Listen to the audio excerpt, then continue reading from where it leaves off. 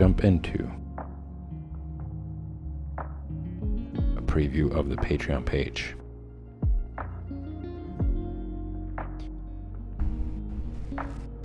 This is it, y'all. Tier 1 is the official patron tier. It's $2 a month, pretty affordable.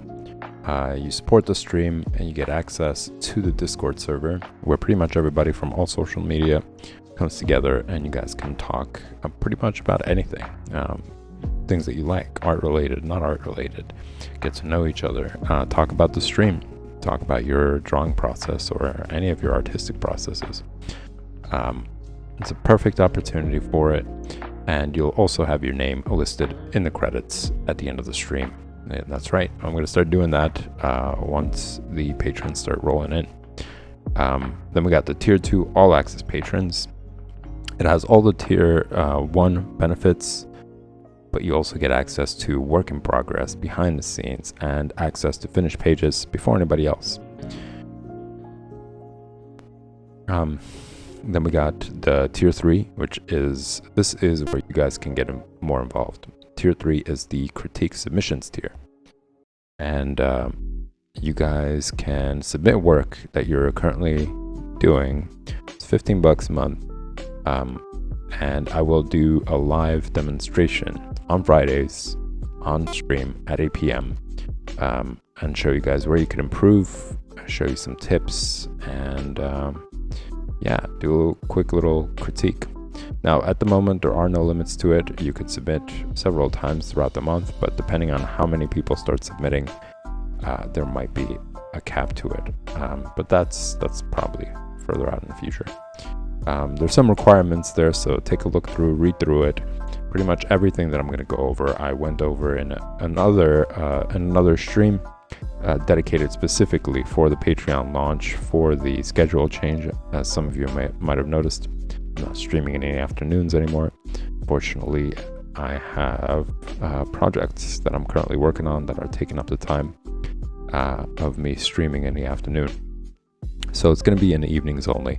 But on Fridays, it's going to change to critique day. So for 2 hours from 8 until 10, I'm going to be critiquing people's work. And until then, until I get more submissions, I'm going to be streaming regularly. And the regular streams. So drawing comics, figure drawing basics, coloring comics, project stream, all that is going to be alternating throughout the week for the evening stream. So take a look through this. There's some requirements for it. Check out that previous broadcast in the Twitch video collections and video section. You'll see it. It'll say Patreon launch and schedule change. I go into in-depth discussion about each and every single tier, so I'm just going to try to keep this short so we can jump into figure drawing basics. So now we got the fourth tier, which is Kickstarter patrons tier, and this tier, you guys will have an opportunity to have a high-resolution digital painting of you done by me on stream. Masks, makeup, glasses, expressive face expressions, hats, and accessories are all highly encouraged. It'll make the stream fun. It'll make it fun for the viewers. But it's not required. You could just send me a regular portrait of you from your head down to your chest, and I'll draw you live on stream, and then I'll send you personally the high-resolution file for you to do whatever you'd like. You can make it your profile photo for social media. You could send it to a loved one. Whatever it is you desire. Then we got the next tier. It is the artist submissions tier. So if you're an intermediate and advanced artist, you want to get some airtime, you want to be part of the Art Lounge community, send in a 5-minute video. There are requirements for it. There are important notes for getting selected. I highly recommend you read through it before you join this tier. It's going to save you a lot of time just having to sift through it. So read through it. There's some tips there as well. And for each artistic category, I got some ideas for you. It is required for you to send in a 5-minute video just because you will know how long you want to spend time on each of your pieces of work. You could frame it however you'd like, as long as it's within 5 minutes. So that is one requirement. Just have to be a little bit familiar with, pretty simple, I would say, video editing software like iMovie or any other video editing software out there. But iMovie is something that I've used, and it's not complicated. I think most people who are advanced or intermediate can figure it out pretty quickly. So there are some requirements there. There's some information you want to read through, and any question you guys have, you can ask me on stream, and I'll be happy to talk about it and give you a better idea. Then we got the last one, which is a tier 4 private tutoring, which is $65. This is for all skill levels. So if you're a beginner, if you're intermediate, even if you're advanced, there's some benefit for you here. You could send me work. So after you send me something, you will get 15 to 30. I'm always going to aim for 30, but it really depends on how much work you do through the week or through the lessons. But yeah, for the most part, I'm always going to shoot for a 30-minute video. You get 4 videos per month, 1 video a week. And in that video, I'll be giving you hands-on input, step-by-step instructions and demonstrations, showing you where you can improve. And after I send you that video for you to check out, you'll also get a PSD file for you to explore at your own pace, at your own time. And there will be homework. I just want you guys to improve, really get your money's worth. So since it's going to be 1 video a week, you want to make the best of it. So there's going to be some homework there. You will also get a private Discord channel dedicated just for you. So it'll be between me and you. You could leave comments, you could leave questions there, you could leave me your progress. I'll take a look through it. I'll write you back, or I'll talk about it in the next video that I'm going to send you. You'll also get a tier 4 members only Discord channel, where everybody who is part of this tier, which is 15, limited to 15 people, you guys can all come into one room and talk about pretty much anything you'd like. Connect with each other, talk about some art that you enjoy, art you don't enjoy, talk about anything under the sun. Really, that's what the community is for, to just talk about any ideas, have thoughts that you have, expression, and creation, right? So, you get that, and you get the previous tier benefits as well. That's pretty much it, guys. I'm trying to keep it short. Read through it if you'd like. Check out which tier is preferable to you. And let's jump into drawing. So yesterday was a little bit of a disaster if you guys are tuning in for it. I figured out what was wrong. Hopefully that's going to really resolve the issue. I'm not going to be bumping into that again. But this is where we left off last time. I wanted to do a quick review today, but considering I'm a little bit behind, I'm not going to go into too much review here, but I will review what I was working on last time, what I was showing you guys last time, and that was just to study the muscles, right? So in this book, it's an excellent book. I highly encourage you guys to check that one out too. They go through all the different muscle groups here. So some people are going to ask, like, why do you need to know all these muscles? I just want to draw a character. I just want to draw this action hero or whatever it is, really. I just want to get down to that. And you could, that's still better than nothing. It's great to be drawing and being inspired all the time. But if you really want to grasp the idea of the anatomy and the figure and be able to draw it in your own style, not somebody else's style, not drawing muscles the way they see them, but the way you see them. That's the beauty of drawing from real life, is that your point of view is very unique. It's coming from you. It's not coming from somebody else, some other artist. So what you choose to focus on, what you choose to put more detail into, it's very individualistic. It's up to you, really. And it's an excellent way for you to develop eventually, from drawing over and over and over again, to develop your own style and your own technique. After you figure out all these parts. So this is the perfect opportunity for it. It's not stylized. These are muscles that are present in any style that you choose to draw. It's just a human figure. And as you could see in certain points, this is a perfect example, and I'll show you. And this is something that I'm going to be drawing in the next stream. This is John Buscema's Conan the Barbarian. And John Buscema is excellent at the figure. As you could see, he just understands the anatomy so well. And he's able to maintain a comic book feel, but at the same time have a realistic vibe to it as well. And you could tell, just by his shading, his feathering that he does in certain parts of the body. It's not like this is molded prior, there wasn't shape and he's just shading in that shape. He understands all these parts of the body so well that when he does the shading for it, it makes sense. He knows exactly how these muscle groups fold and bulge out, let's just say, or protrude out more than others. Some recede, some are bigger than others. So he does that very skillfully, understanding where the right placement for the shadows are, because he understands the muscles. He understands the inner working of it. If somebody doesn't know what this muscle is, they'll put a shadow. They'll be like, oh, there's a leg muscle, and they'll put it a little higher, and it won't make sense, because they don't understand how this area, that's how it connects to the knee. And this is where it really starts to curve inwards. That's why there's shadow. It gives a dimension by doing that. And he places them in a right place because of that.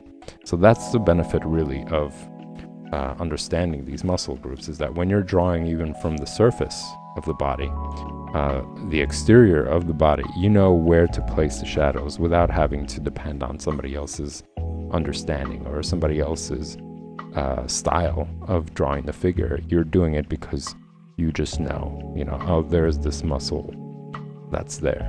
That's the vastus internus. And how it looks depending on the angle.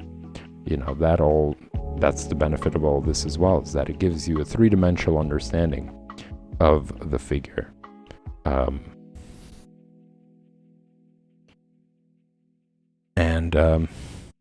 Because you have that three-dimensional understanding, any position that you put it in, you'll draw it correctly. You'll know, okay, this, when it turns, that muscle is going to slowly get further and further away from the camera, or turn away from the camera more.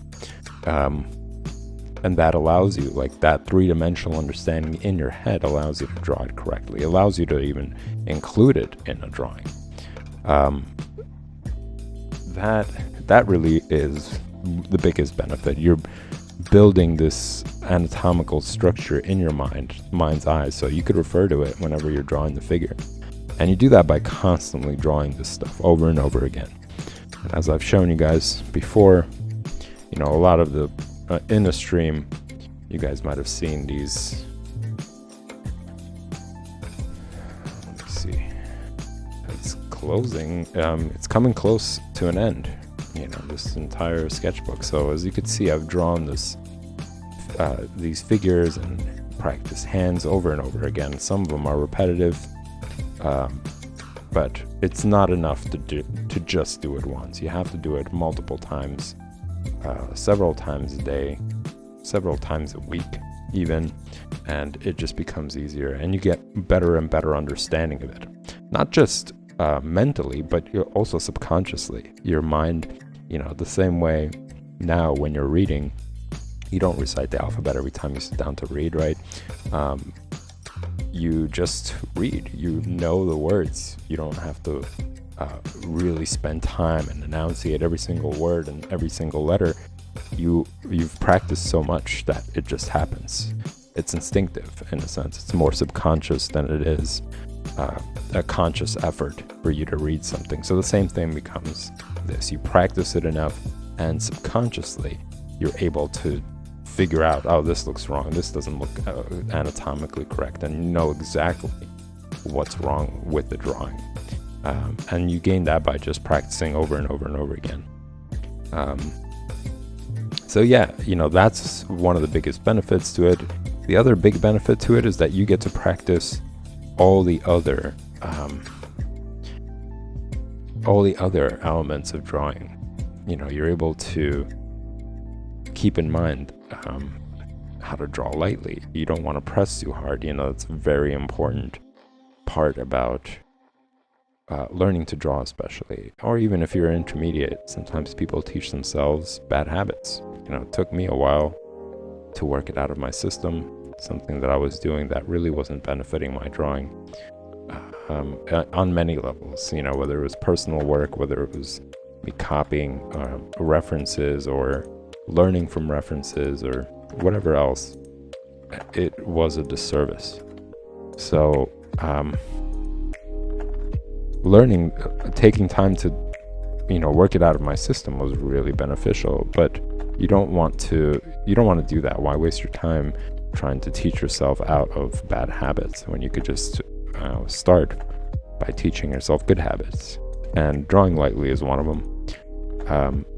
So drawing all this, all these muscles, taking time to actually study these parts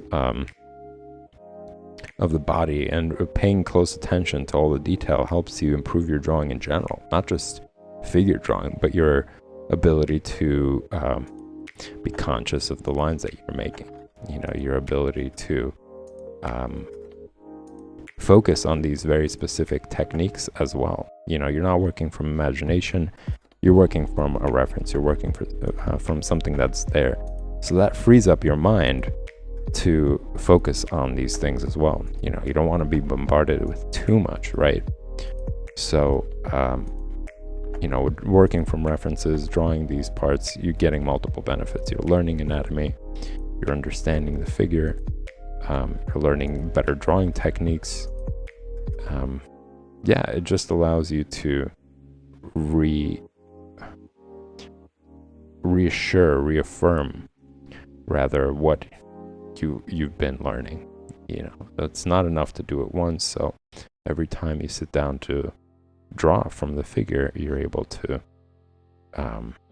reassure and reaffirm these lessons that you've learned, or lessons that you're teaching yourself.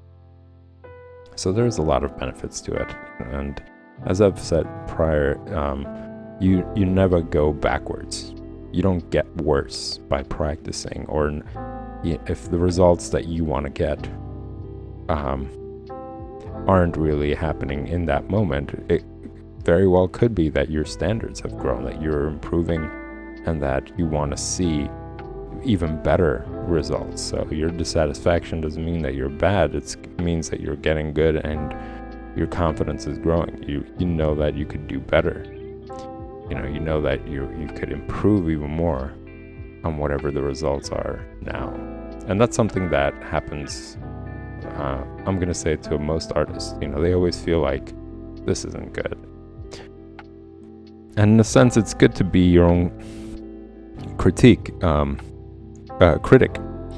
You're able to motivate yourself to keep going. You don't need somebody, a source from the outside to tell you like, hey, this is good, but you gotta keep pushing and you gotta get better. It's just this like internal dialogue that most artists have as a way to just keep pushing and keep seeing more and doing better.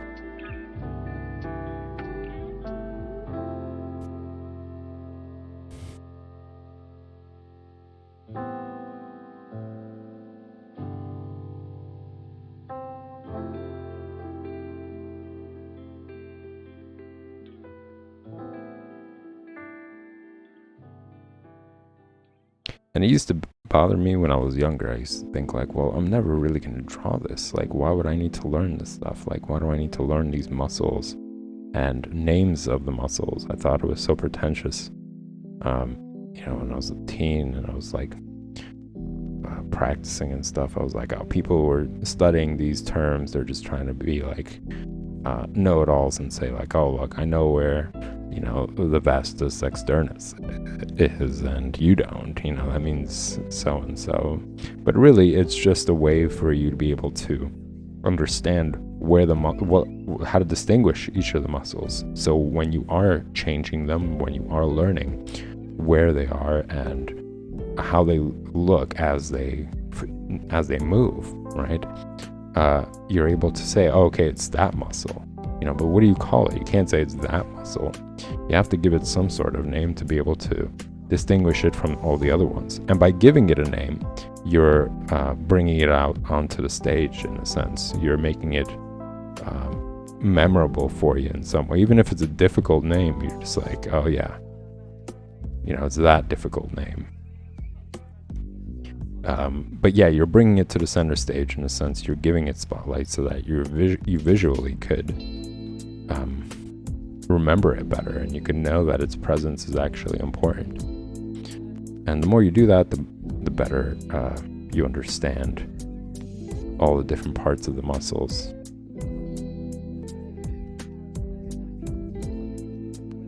I see like a lot of like intermediate artists who are into drawing, let's say even common ones like Dragon Ball Z characters, and if you guys have watched that show, you know that like there's a lot of bulging muscles there, and everybody's like incredibly muscular, overly muscular, exaggerated muscular.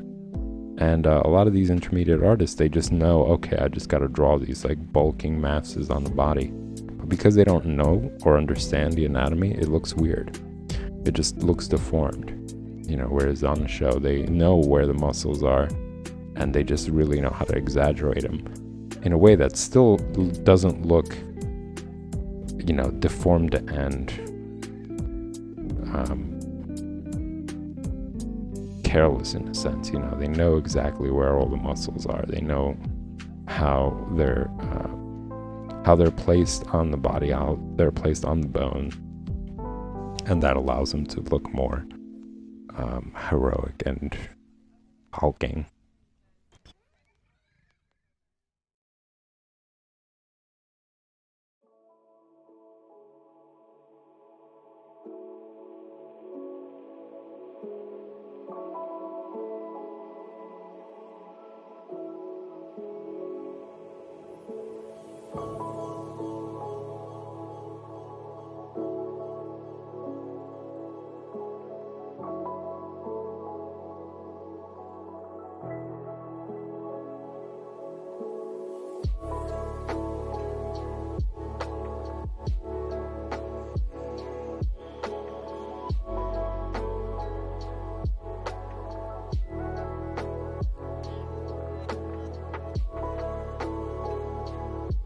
As you guys could see, it really is blocked by the other foot, but I take it as a challenge to draw objects kind of colliding with each other, and I think it's an important fear to get over. Not wanting to, or too scared of like trying to draw over or under an image. You have to, at least for me, it took some time to get over that. And I always accept the challenge whenever I draw something that might be a little bit too big for the page or might get in the way of other drawings. I think it's a great way to get over that fear. And I've seen a lot of beginners do that as well, like when they're drawing, let's say something very simple, like some geometric shape, or shapes rather, and they're standing next to each other. A lot of times people would try to draw them completely separate from another, even though they're kind of overlapping each other. It's this thing of trying to, I guess, when you're just starting to learn, trying to simplify images and simplify lines and simplify forms. So rather than having shapes stacked on top of each other, next to each other, in front and behind, they tend to just try to draw something that's a little bit more, or less complex rather. So they just naturally gravitate to trying to draw them separate or not touching each other. But then it's important to also challenge that at some point. Yeah, it's great that you do that. It's great that you're trying to simplify for yourself to make it easier, but don't forget to challenge yourself to do the opposite as well, because it becomes important. Especially if you're into comic books, if you're not drawing just center pieces all the time, you're going to have panels. You're going to have parts of the story where it's going to require interesting camera work, or just interesting panels where you'll have some characters in the foreground, you'll have some in the background, you'll have objects, cars, background objects colliding with each other. In a lot of ways, it's really important to learn that, the foreground and background aspect as a way of telling a story visually.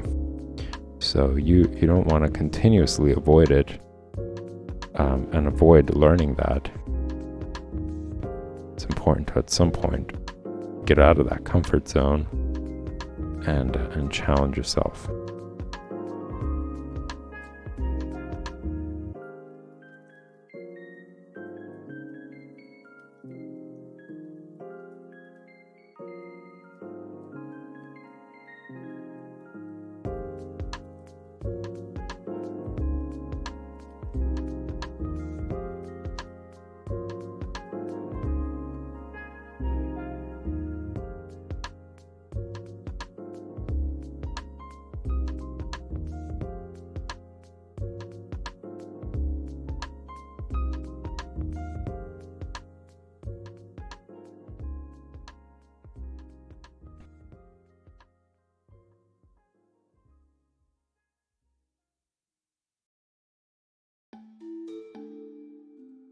I'm also trying to maintain what I've been doing throughout the entire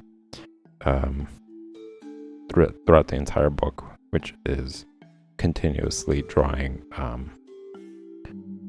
as much of the page as possible, cover as much of it as possible, and just fill it up as a way of also practicing how to collide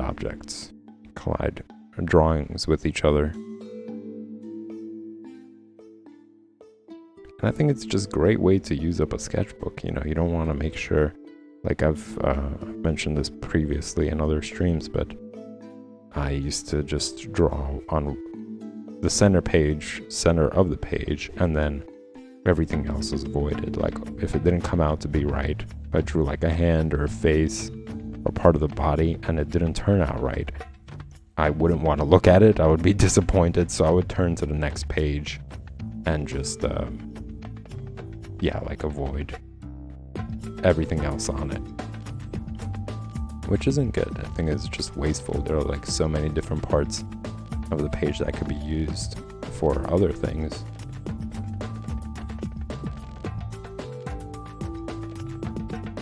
And I would look through so much all these different sketchbooks that I've had throughout the years, and like so many pages were wasted. So much of the sketchbook was wasted. So now I'm trying to contemplate whether after I finish this one, if I'll go back on my own time. I won't be streaming that because it's embarrassing. I look at some of these drawings and they're awful. There isn't really that much, or maybe at some point I will, to keep you guys inspired, to show you that there is difference. There is a point where you draw terribly and you could turn that around. You could dedicate yourself to practicing more and you'll see more results. That's really when I started to see better results. When I stopped thinking of it as in terms of, oh, it's just going to come naturally, or it's just going to happen, or I'm just going to wait for that moment where I'm inspired, because that's how art is perceived. People, when they think of like an illustrator or whatever, they always use the word gifted or talented, or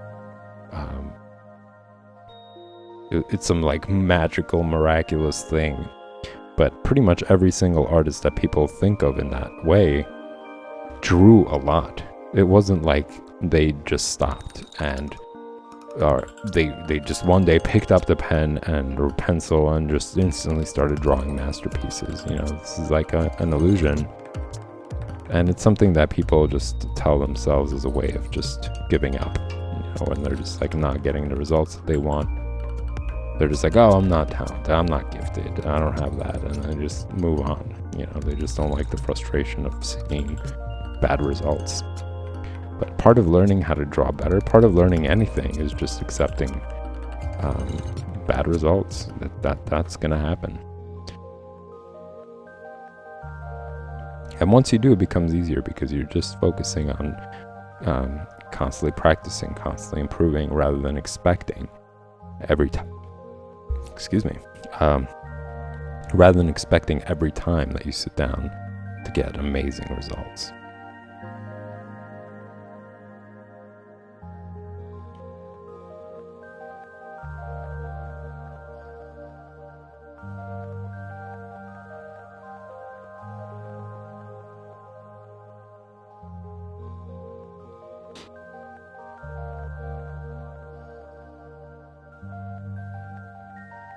I was just having a conversation with somebody else the other day, and they were into sports. They were, playing all these like competitive sports, and they were like, "Oh, I don't know how people do it. I don't know how people draw. It's pretty cool. It's amazing."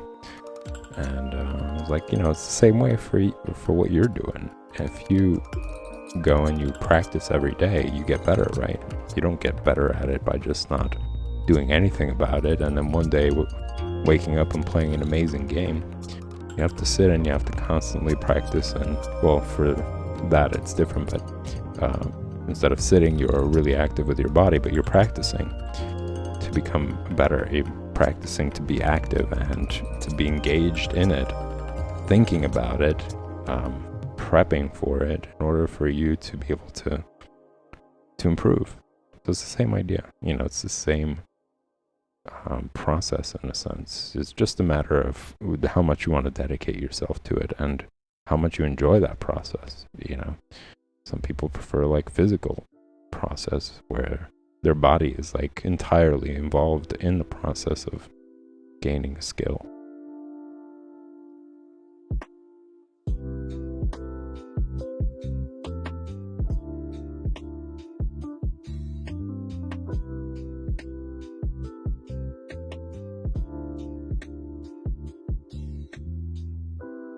I want to break that illusion that you have to have like some genetic thing involved in order for you to be able to be an illustrator, a writer, a sculptor, or whatever.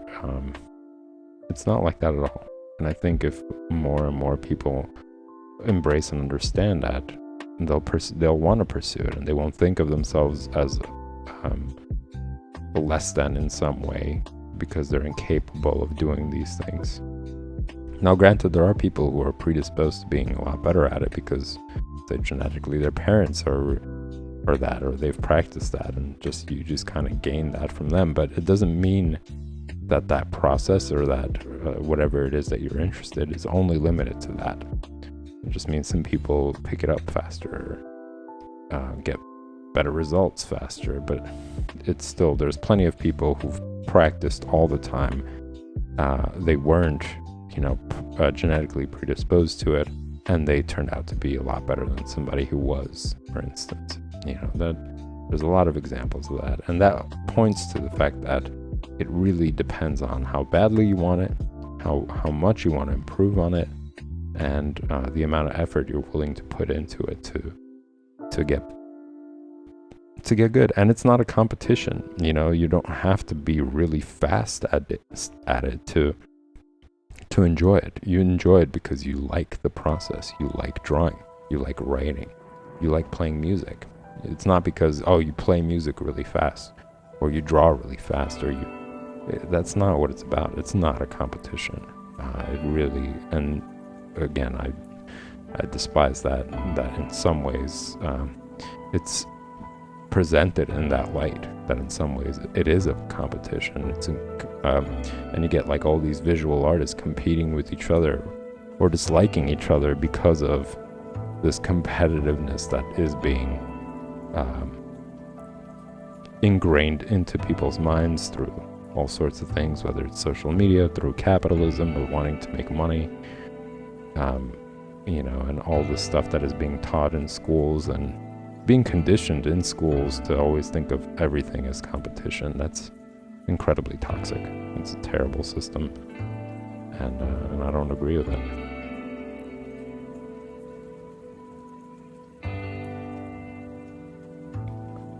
As I mentioned, this is a process of self-expression, not competition, not a comparison, and it shouldn't be the same thing. You know, it's the whole point of art, is that you get to see each and every person's unique interpretation and unique interests and projects that they work on. It's not all supposed to look the same and be about speed.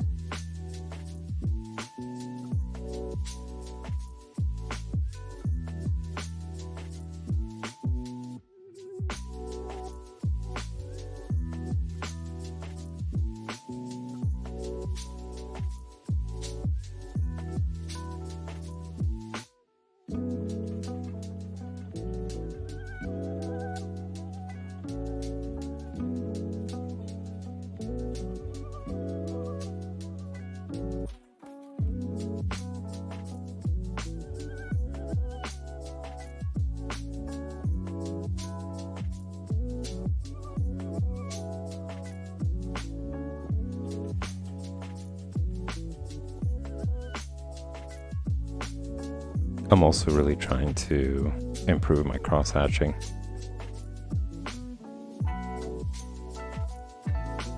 It's also a really good way to practice in general. Like if you got one of these sketchbooks right here, soft covered one, you could fit into your pocket, take it on public transportation. It's an excellent way for you to be able to practice cross-hatching, right? Just being able to do lines closely to each other, further apart from each other.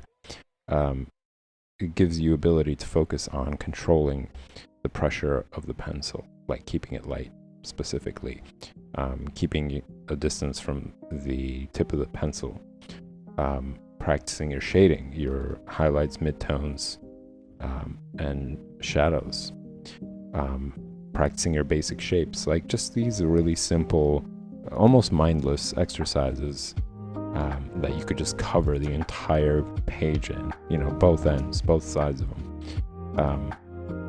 Cross-hatching, all those things, all those exercises, all those stretches, I like to say, you know, similar to like when you go to a gym, right? Before you start lifting really heavy weight, before you start lifting challenging hardware, you want to make sure you stretch your muscles out. So it's kind of similar. You sit down, you do these little exercises, these little stretches by cross-hatching, shading, you know, smoothly having gradations from light until dark, and you know, keeping your pencil pressure light, not keeping it too close to the tip, not giving your pencil a death grip, Like all those things are stretches. They're techniques you could use right before you jump into something more challenging and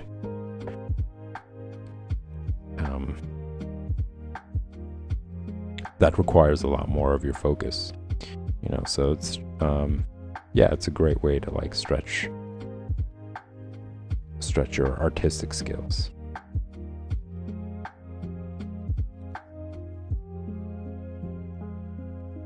I always talk about all those other techniques, but I forget to mention that cross-hatching is another great way to do it. And it's so simple. It's like you really don't have to put much thought and effort into it. You know, you're not sitting there drawing like anatomical parts. You're just making sure that your lines are smooth and consistent. That's what cross-hatching really requires, is that the lines are consistent with each other. Like, they follow the same pattern, the same curvature. Because once you start varying the curvature, once you start varying the width between each line, when you're cross-hatching, it starts to look poor, like poor quality. At least that's what I've noticed at times when people would do or attempt cross-hatching without really putting in much effort into each line. It looks like they're not putting in much effort. So yeah, that's just another cool way to practice and get good.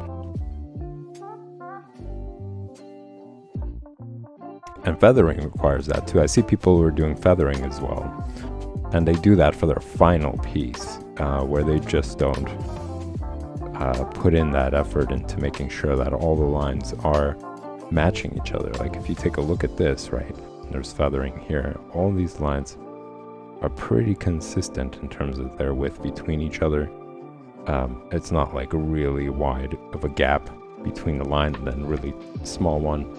The thickness and thinness of the lines are pretty consistent as well. And you could just see that the strokes are very confident. They know exactly where they're putting these lines. The lines aren't just squiggly and weird and stuff. It's pretty much the same.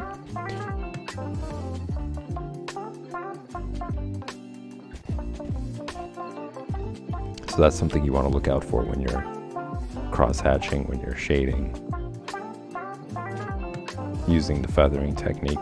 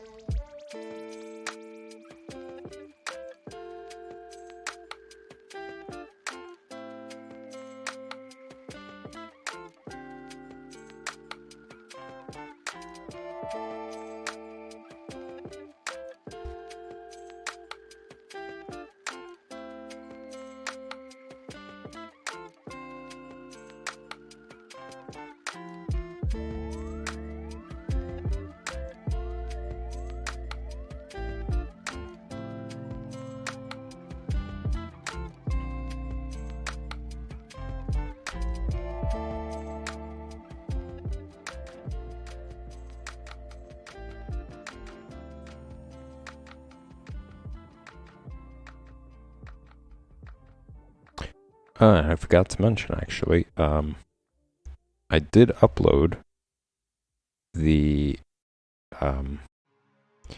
head as a unit of measurement page that I often go back to whenever I do a review of drawing basics. And I'll show you guys that in just a second.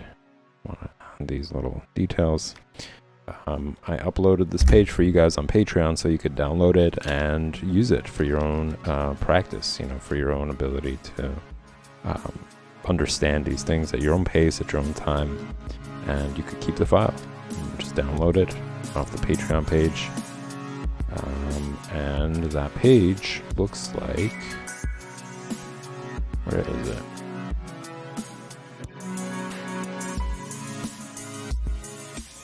Let's just go off of this because, well, no, it's somewhere here. There you go. This is it. Yeah, I uploaded both of these pages onto Patreon so you could really take your time and study this stuff yourself, really see it visually at your own pace. You could even print it, have it by your sketchbook if you're doing traditional like me. But it gives you a perfect understanding of the human figure, and it helps you build, as I was talking about it before, that visual aid in your mind, so you could refer to it whenever you draw from your imagination. When you're even drawing from real life, you could use that as your guide in a sense. So once you draw out the head, which is comprised of a circle of a very basic shape that a lot of beginners tend to overlook the importance of, you don't want to skip that. You want to be able to draw the circle as perfectly to its shape as possible. You don't want it to start warping the head or making it look wonky, because then in addition to it just looking poor, you're going to use it as a unit of measurement, and that's going to throw off the entire proportion of the body as well. So yeah, as you guys can see, the head really fits into pretty much all the different parts of the body, even including your forearm, and also how important it is to draw the line down the middle, because it also is used as the unit of measurement. Like half of the face, half of the head is used as a measurement for other parts of the body as well, like the forearm, for example, and parts of the hips. So as you can see, the hips are a head and a half. So drawing a line down the middle of the head prior to even drawing the body allows you to use that as a unit of measurement, because then you could be like using the pencil or a ruler, which I highly encourage you guys to get something like this. There's a bunch of other ones as well that I have, but this one is a common one that I use. No, this one right here. You could use that as a unit of measurement, and you could be like, okay, that's a half a head as my forearm, about that. Yep, that looks proportionate. That looks right. But you guys are able to download this at the Patreon page, so check that out. I will be uploading even more content this week, and that's going to be it for this stream, this half of the stream. I'm going to take a quick 5-minute break, and I'll be back for drawing coloring comics, where I'm going to be doing John Buscema's Conan the Barbarian. As you guys could see, there's some panels that have been done, and I'll continue from there. So stick around, guys. I'll be back in 5 minutes. And in the meantime, if you enjoy the content, hit the subscribe button, hit the like button. They both will help grow the stream and bring you guys more interesting content. I'll see you soon.